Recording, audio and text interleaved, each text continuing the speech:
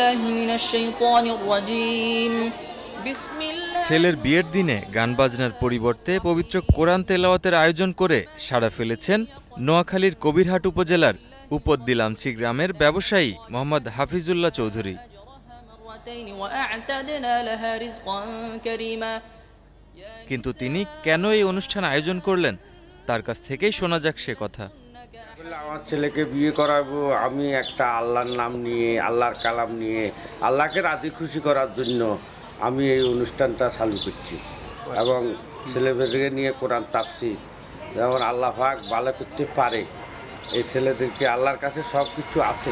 আমরা কিন্তু সচরাচর এই ধরনের প্রোগ্রাম দেখি না। বিয়ে শাদী মানে আমরা সবসময় চিন্তা করি গান বাজনা, মানুষজন আসবে, হই হুল্লোড় এই হবে, ছেলেমেয়েরা এগুলোই পছন্দ করে বেশি। কিন্তু একমাত্র এই যে পাবেলের বাবার কারণে অ্যাকচুয়ালি এই বিষয়টি ঘটেছে। আমরা আসলে সবাই অবাক হয়ে গিয়েছিলাম। আমি আসলে আমার জন্মের পর থেকে আমি যতগুলো বিয়েতে অ্যাটেন্ড করেছি আমি